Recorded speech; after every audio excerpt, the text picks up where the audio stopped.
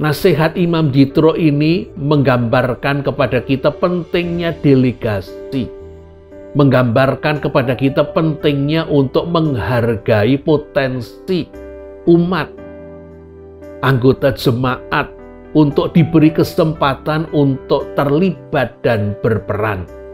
Dan melalui kelompok kecil, kita sebetulnya bisa ditemukan potensi kita, atau kita bisa menemukan juga potensi orang lain, bakat-bakat, karunia rohani yang ada yang tidak diketemukan ketika anggota jemaat itu hanya duduk mengikuti ibadah raya.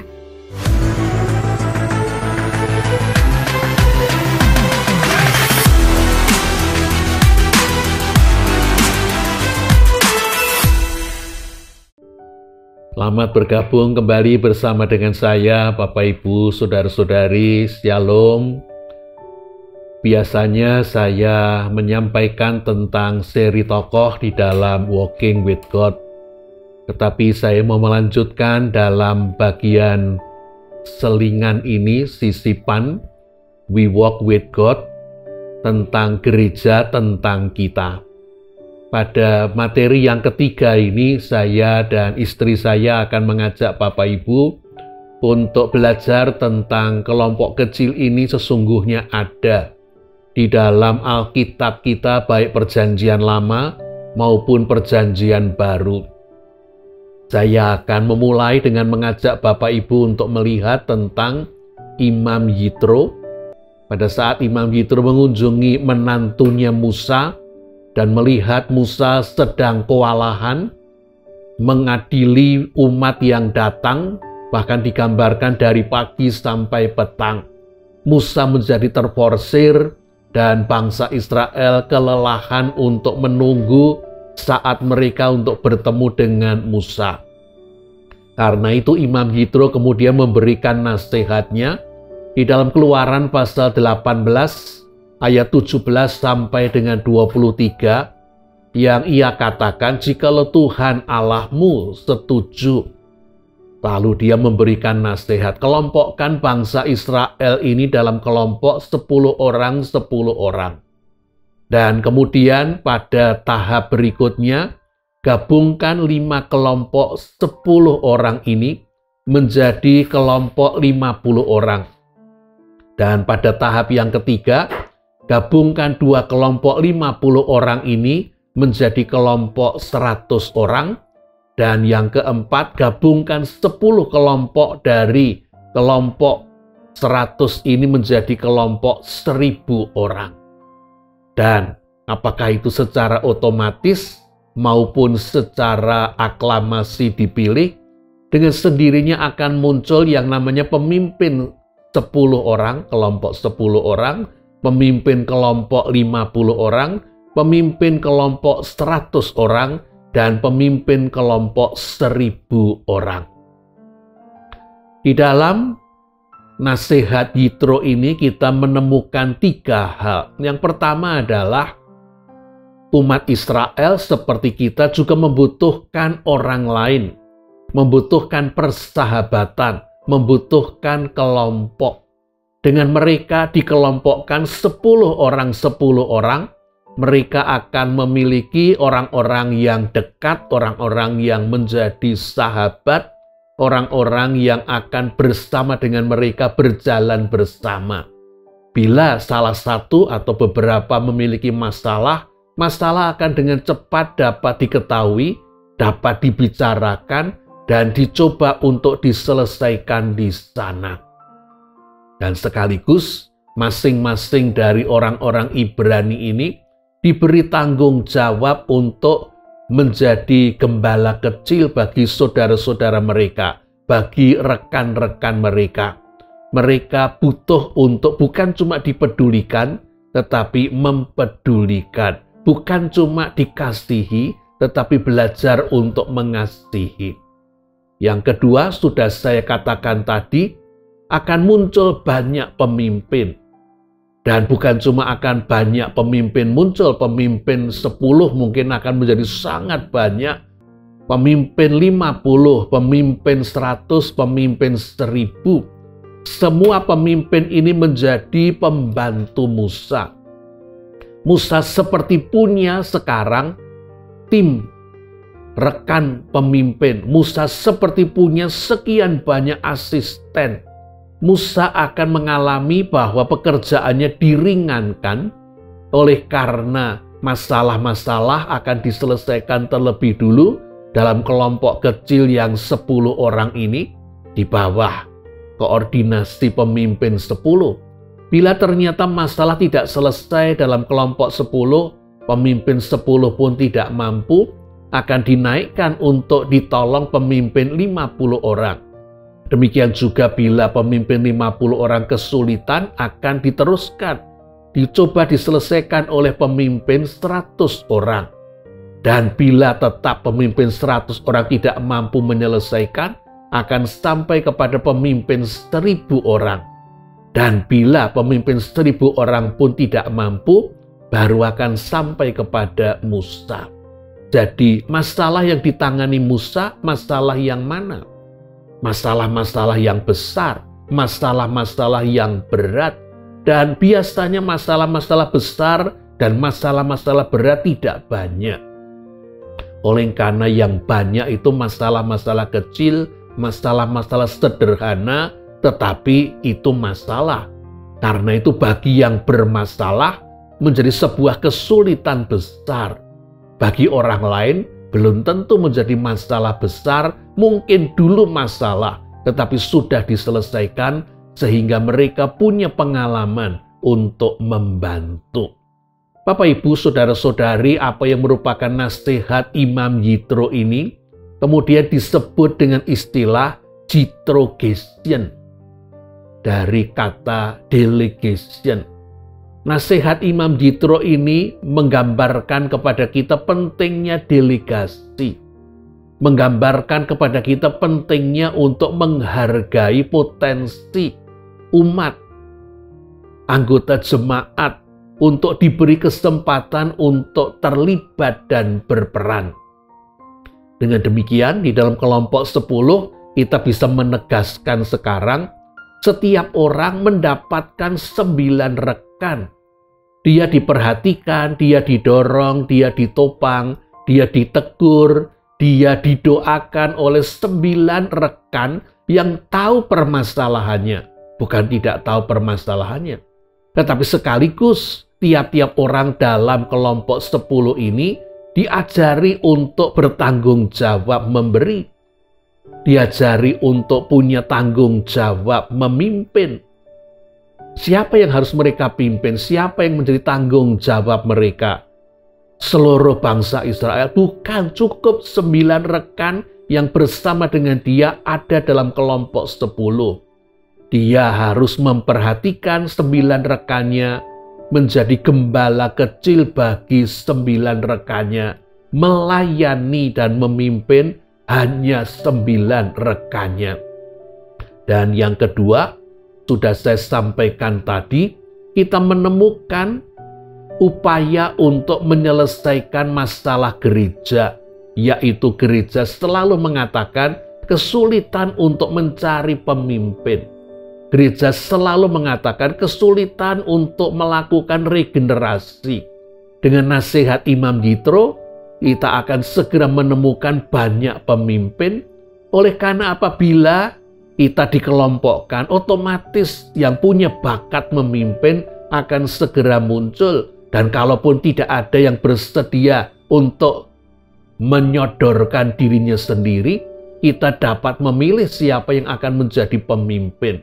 Masalah kurangnya pemimpin di gereja akan diselesaikan. Dan sekaligus ini akan memungkinkan gereja menjadi gereja yang sehat, oleh karena bukan cuma Musa, gambaran dari pendeta yang harus bekerja sendiri dan melakukan semua. Kita menemukan solusi bagi gereja. Istri saya akan melanjutkan dengan apa yang digambarkan di dalam Kisah Para Rasul, kehidupan jemaat Tuhan yang mula-mula itu. Di dalam Kisah Rasul 1 ayat 15 dikatakan orang-orang percaya ketika mereka berkumpul untuk menantikan turunnya Roh Kudus, dikatakan jumlah mereka ada 120 orang. Tapi kalau kita terus mengikuti perjalanan gereja mula-mula, pertambahan orang-orang percaya mulai ketika setelah khotbah Petrus, jumlah mereka bertambah dari 120 menjadi 3.000 jiwa. Kemudian pada Kisah Rasul 2 ayat 47 dikatakan jumlah mereka terus bertambah. Dan kemudian di Kisah Rasul 4 ayat yang keempat, jumlah mereka menjadi kira-kira 5.000 orang laki-laki, belum terhitung wanita dan anak-anak. Lalu di Kisah 5 ayat 14, jumlah mereka makin bertambah yang percaya kepada Tuhan, baik laki-laki maupun perempuan. Di ayat 28 dikatakan orang-orang percaya sudah memenuhi Yerusalem. Dan Kisah Rasul 6 ayat 1, jumlah murid-murid makin bertambah. Kisah 6 ayat 7, semakin banyak orang percaya. Bahkan dikatakan di Kisah Rasul 21 ayat 20, orang-orang percaya menjadi beribu-ribu orang jumlahnya. Nah, pertanyaannya adalah bagaimana mereka beribadah? Kalau kita perhatikan kalimat di dalam Kisah Rasul 2 ayat 46 yang menggambarkan tentang bagaimana jemaat mula-mula itu beribadah, dikatakan mereka berkumpul tiap-tiap hari dalam bait Allah. Dalam terjemahan bahasa Indonesia, kalimat ini kalau kemudian kita mencoba membayangkan situasinya, akan sangat sulit. Bagaimana mungkin orang yang ribuan jumlahnya itu bisa beribadah di dalam bait Allah, sementara bait Allah sendiri tidak boleh dimasuki oleh orang awam, hanya boleh oleh imam. Dan kemudian dari segi kuantitas pasti tidak mungkin. Nah, di dalam terjemahan bahasa Inggris yang lain dikatakan ternyata bahasa yang lebih tepat itu bukan bait Allah tetapi temple courts, plural, jamak. Nah, di sekitar bait Allah ternyata ada serambi-serambi yang itu bisa memuat sangat banyak orang. Bahkan dikatakan sebuah serambi, di beberapa serambi itu bisa terkumpul sampai 50.000 orang.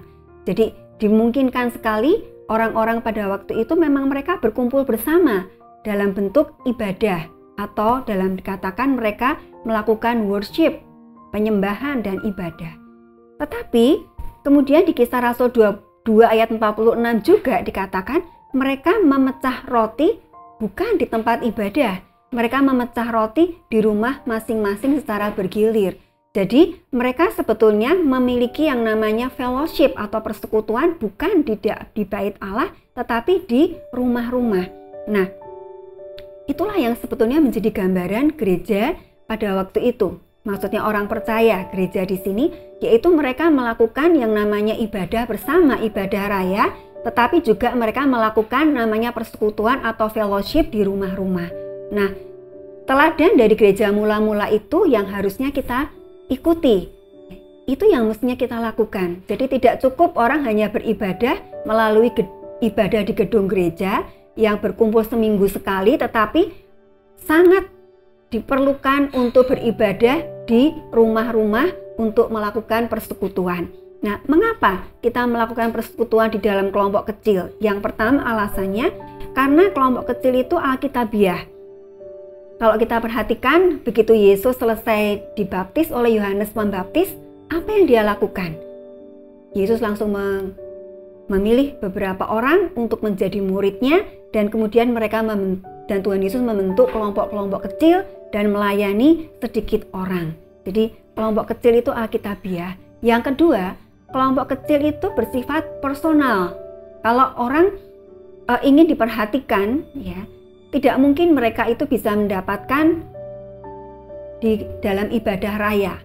Seringkali di dalam pembahasan yang lalu kita juga sudah membahasnya, orang mengikuti ibadah raya itu tidak bisa berelasi dengan rekan bahkan di sebelahnya karena tidak memungkinkan itu terjadi. Tetapi di dalam kelompok kecil, orang bisa memberikan perhatian satu sama lain sehingga terjadi sebuah relasi yang personal. Kemudian kelompok kecil itu fleksibel. Mengapa fleksibel? Karena Di dalam kelompok kecil kita bisa mengubah-ubah jadwal sesuai dengan kesepakatan, sementara ibadah raya tidak memungkinkan hal itu terjadi. Kemudian yang keempat, kelompok kecil itu expandable. Apa artinya expandable? Expandable itu bisa meluas. Kita di masa COVID ini kita baru menyadari bahwa ternyata kita bisa melakukan yang namanya pelayanan itu melalui online. Dan itu berarti bahwa kita bisa memiliki komunitas kelompok kecil pun melalui online. Bahkan kita bisa menjalin hubungan, berelasi dengan orang-orang dari kota lain, dari negara lain, bahkan di benua yang lain. Kita bisa melakukan relasi kelompok kecil. Jadi kelompok kecil itu sangat expandable. Kemudian yang terakhir, kelompok kecil itu ekonomis. Karena apa? Kita tidak membutuhkan fasilitas yang istimewa. Kalau kita mau mengumpulkan sekian ribu orang, gedung gereja seperti apa yang dibutuhkan? Berapa biaya yang mesti dikeluarkan? Tapi kelompok kecil itu ekonomis. Kita bisa berkumpul hanya 3-4 orang, bahkan kalau sekarang ini sistemnya online akan sangat lebih ekonomis karena kita tidak perlu harus melakukan perjalanan, kita tidak perlu menyewa tempat dan sebagainya. Itulah alasan mengapa kita perlu sekali untuk memiliki kelompok-kelompok kecil selain kita beribadah di gedung gereja. Saya akan kembali kepada kegunaan dari kelompok kecil, tetapi sekaligus saya akan menunjukkan di dalam Efesus pasal yang keempat ayat 11 sampai dengan 12 dituliskan, dan ialah yang memberikan baik rasul-rasul maupun nabi-nabi, baik pemberita-pemberita Injil maupun gembala-gembala dan pengajar-pengajar, untuk memperlengkapi orang-orang kudus bagi pekerjaan pelayanan, bagi pembangunan tubuh Kristus. Tugas dari para pemimpin jemaat bukan untuk mengerjakan sendiri semua pelayanan yang ada di dalam gerejanya. Tugas para pemimpin adalah, Efesus 4 mengatakan, memperlengkapi orang-orang percaya. Anggota jemaat mesti diperlengkapi supaya setiap anggota jemaat memiliki peran, memiliki tugas, memiliki bagian dan fungsinya dalam tubuh Kristus, yaitu gereja. Karena itu Efesus 4 ayat 11-12 mengatakan, para pemimpin gereja ini diberikan untuk memperlengkapi orang-orang kudus bagi pekerjaan pelayanan, bagi pembangunan tubuh Kristus. Tidak ada anggota jemaat yang boleh menganggur, seperti anggota tubuh kita ini kalau tidak berfungsi, piansui, mati separuh, menjadi beban. Tetapi juga tidak ada pemimpin yang menjadi Superman, melakukan semuanya sendiri. Yang kami dengar di dalam gereja Rick Warren, dia menyaksikan tentang pengalamannya pada waktu awal dia merintis gereja Saddleback. Masih kecil dengan kira-kira 300 anggota jemaat, Pastor Rick Warren melakukan sendiri perkunjungan satu demi satu. Dia berupaya untuk melakukan kesana kemari supaya tidak ada anggota jemaat yang tercecer. Dan sesudah sekian lama dia kehabisan tenaga. Dia mulai merasa sudah tidak lagi mampu untuk meneruskan apa yang mesti menjadi tugasnya.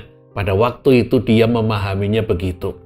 Lalu dia sampai kepada Efesus pasal yang keempat yang kita baca tadi, dan dia sadar bahwa tugasnya sebagai pemimpin gereja adalah memperlengkapi supaya setiap anggota jemaat mampu melakukan tugas pelayanan bagi pembangunan tubuh Kristus. Bukan dia menjadi Superman. Dengan bergurau, Rick Warren mengatakan Superman huruf S-nya itu stupid, bodoh, melakukan semua sendirian. Lalu dia menyampaikan hal ini kepada para majelis jemaat, dengan mengungkapkan bahwa dia sudah tidak lagi mampu jikalau dia harus bekerja sendiri, melakukan semua tugas pelayanannya sendiri, jungkir balik sendiri, sementara yang lain hanya menjadi seperti para penumpang bis yang sedang berdharma wisata, duduk manis dan hanya lihat sana lihat sini. Rick Warren kemudian membacakan Efesus 4 ini dan menantang kepada para penatuannya. Kalian mesti melakukan tugas pelayanan. Anggota jemaat juga mesti dilatih untuk melakukan tugas pelayanan. Dan tugas saya adalah memperlengkapi, membuat kalian menjadi mampu, membuat kalian menjadi cakap. Dan itu kemudian disanggupi oleh para penatua jemaat, dan kemudian itu yang menyebabkan gereja Saddleback kemudian berkembang dengan sangat cepat. Bapak, Ibu, saudara-saudari yang dikasihi oleh Tuhan Yesus Kristus, kita butuh untuk mengelompokkan anggota jemaat supaya setiap anggota jemaat punya tempat, punya peran, bukan hanya untuk mendapatkan perhatian, tetapi untuk punya bagian di dalam pelayanan. Supaya mereka secara sederhana belajar menjadi gembala kecil. Supaya mereka mulai ikut memimpin dalam ruang lingkup yang sederhana. Dan dengan demikian akan mulai muncul calon-calon pemimpin. Bahkan sudah dalam artian pemimpin-pemimpin kecil. Dan itu yang akan menyebabkan gereja menjadi sehat. Bapak, Ibu, saudara-saudari yang dikasihi oleh Tuhan Yesus Kristus, kita butuh orang-orang yang bukan cuma memberi makan dirinya sendiri, tetapi juga memberi makan kepada orang-orang yang ada di sekelilingnya. Bapak dan Ibu tidak cukup hanya memberi makan dirinya sendiri. Mereka mesti memberi makan anak-anaknya yang masih kecil. Kita butuh menanggung hidup orang-orang yang sudah lanjut usia. Karena itu tugas seorang pemimpin tidak cukup hanya mengisi kerohaniannya sendiri. Dia harus juga mempedulikan orang-orang yang ada di sekelilingnya, dipimpin supaya kehidupan rohani mereka pun kenyang. Supaya mereka pun punya kekuatan dan kemampuan, keterampilan, kecakapan untuk kemudian melakukan tugas pelayanan. Para pemimpin adalah seorang gembala. Dan tidak ada gembala yang tidak punya domba. Karena dia seorang gembala tidak punya domba, dia tidak bisa dipanggil sebagai gembala.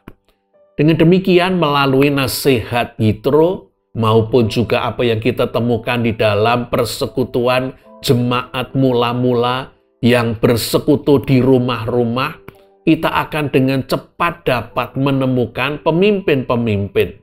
Dan gereja akan mampu melakukan yang namanya regenerasi pemimpin. Kita akan melanjutkan dengan sebuah kesaksian kecil yang menolong kita untuk melihat penerapan dari apa yang kami bicarakan ini. Suatu saat, Pastor Rick Warren menceritakan di salah satu tayangan YouTube-nya, suatu hari ada seorang anggota jemaat yang sakit, yang dirawat di rumah sakit, dan sebetulnya seperti sudah dikatakan, Pastor Rick Warren tidak lagi melakukan seluruh pelayanannya sendirian, tetapi didelegasikan kepada banyak orang. Tetapi kali itu dia ingin sekali mengunjungi seorang anggota jemaatnya yang sedang sakit, yang ada di rumah sakit. Nah, ketika dia datang, dia bertemu dengan perawat di sana, dan dia ditolak untuk menengok. Dia mengatakan, dia itu pendetanya, ya, dia pastornya, gitu. Tapi kemudian perawat itu mengatakan, berapa pastor yang orang ini punya? Siapa lagi kamu, gitu ya? Tadi sudah ada pastor yang menengok teman kamu itu, begitu. Lalu Pastor Rick Warren mengatakan, ya saya pastor pendiri dari gereja kami, begitu. Lalu dia mencoba meyakinkan kepada perawat bahwa dia ini justru pendetanya yang paling utama, tetapi perawat itu mengatakan tetap tidak boleh karena yang sakit ini sudah terlalu banyak dikunjungi orang gitu. Tapi kemudian setelah perawat itu pergi, Pastor Rick Warren diam-diam dia menyelinap masuk juga meskipun ini salah. Lalu dia masuk dan ketika dia bertemu dengan jemaatnya yang masih dipasangi dengan selang-selang infus dan berbagai peralatan kedokteran karena sakitnya cukup berat, tiba-tiba si pasien ini, si jemaat tiba-tiba dia memaksa diri untuk duduk dan mengatakan, "Apa yang kau lakukan, Pastor Rick?" gitu ya. "Engkau tidak perlu datang," begitu. Dan tentu saja Pastor Rick Warren ini sedikit kaget ya. "Saya ini mau mengunjungi kok ditolak ya oleh jemaat." Lalu dia mengatakan bahwa tadi teman saya, teman sekelompok kecil saya, 7 orang sudah mengunjungi saya. Dan pada waktu itu Pastor Rick Warren keluar dari kamar dan dia menangis ya. Dia menangis bukan karena sedih ditolak, tetapi dia menangis terharu. Ternyata anggota jemaatnya sudah aktif melayani, mengunjungi teman sekelompok mereka. Dan betapa indahnya Bapak Ibu kalau setiap anggota jemaat ada orang-orang yang ternyata menggembalakan mereka, menengok mereka ketika mereka sakit. Sehingga bukan berarti bahwa pendeta tidak perlu bekerja. Pendeta bisa melakukan apa yang menjadi tugas utama para pendeta, yaitu memperlengkapi orang-orang untuk melayani. Dan melalui kelompok kecil, kita sebetulnya bisa ditemukan potensi kita, atau kita bisa menemukan juga potensi orang lain, bakat-bakat, karunia rohani yang ada yang tidak diketemukan ketika anggota jemaat itu hanya duduk mengikuti ibadah raya. Kalau kita perhatikan gambar di slide ini, apa yang salah dengan gambar ini? Kalau Bapak Ibu perhatikan, ternyata roda-roda atau ban-ban yang bentuknya bulat itu harusnya ada di bagian bawah. Tetapi justru ban-ban yang bulat ini ditaruh di atas gerobak, sementara yang untuk menggerakkan gerobak ini ban-ban yang kotak tentunya akan sulit untuk bisa digerakkan. Ya, ilustrasi ini mau menggambarkan bahwa sebetulnya jemaat memiliki begitu banyak potensi, tetapi mereka tidak ditolong untuk mengerti potensi mereka, dan mereka hanya duduk sebagai penonton atau penumpang. Ya, sementara ada banyak pekerjaan Tuhan bisa dilakukan oleh para anggota jemaat dengan berbagai macam karunia rohani yang mereka diberi oleh Tuhan. Bapak Ibu, saudara-saudari yang dikasihi oleh Tuhan Yesus Kristus, kami sudah mencoba untuk menyampaikan bahwa kelompok kecil atau yang disebut juga sel atau community memiliki dasar yang kuat di dalam Perjanjian Lama. Imam Yitro melakukan nasihatnya kepada Musa, menantunya. Demikian juga kita menemukan dalam jemaat mula-mula, mulai dari Tuhan Yesus sendiri melakukan perjalanan bersama dengan kelompok kecilnya, sampai dengan jemaat rumah yang ada diceritakan di dalam Kisah Para Rasul. Kita butuh sahabat rohani, kita butuh saudara seiman yang akan berjalan bersama dengan kita. Sekali lagi, apabila Bapak Ibu saudara-saudari belum punya kelompok kecil, belum punya sel, belum punya community, Bapak Ibu tidak perlu menunggu sampai gereja, pemimpin-pemimpin gereja mengadakannya untuk semua anggota jemaat. Bapak Ibu bisa memulai dengan Bapak Ibu sendiri yang mencari rekan-rekan yang sama-sama merasa butuh bertumbuh, dan untuk itu butuh bertumbuh bersama melalui komunitas, melalui sel, melalui kelompok tumbuh bersama. Kita dulu seringkali mendengar kata KTP.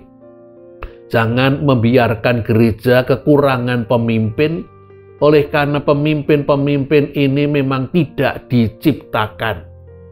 Tidak ada pemimpin yang lahir sebagai pemimpin. Pemimpin mesti dibuat, pemimpin mesti dipersiapkan, pemimpin mesti diberi kesempatan untuk berlatih, diberi kesempatan untuk melakukan tugas, mulai dari kurang sempurna, kurang baik, dan akan berangsur-angsur menjadi lebih baik dan semakin baik.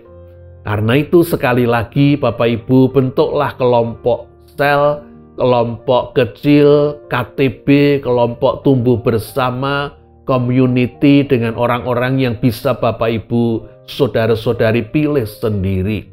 Jangan banyak-banyak, 4-10. Kalau bisa kurang dari 10 lebih baik. Dan dengan demikian Bapak Ibu bukan cuma menolong diri sendiri. Bapak Ibu juga menolong rekan-rekan yang mungkin selama ini hidup seperti domba yang hilang, untuk bisa menjadi calon-calon pemimpin, calon-calon gembala kecil, yang bahkan mungkin di dalam kelompok kecil inilah dia baru sadar tugasnya dan sekaligus baru sadar akan potensinya, karunia yang sudah diberikan oleh Tuhan yang mungkin selama ini menjadi sia-sia, tidak berguna karena memang tidak didaya gunakan.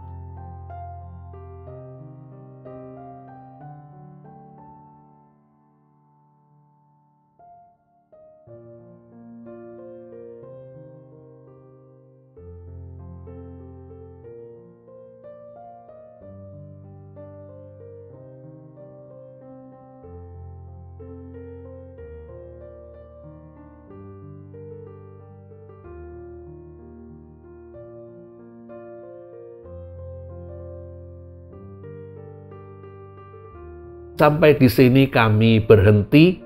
Kami masih akan melanjutkan We Walk with God pada pertemuan yang akan datang. Kami akan melangkah untuk mengajak Bapak Ibu tentang core. Kita akan bertemu kembali dan kita akan membahas tentang core, inti. Shalom.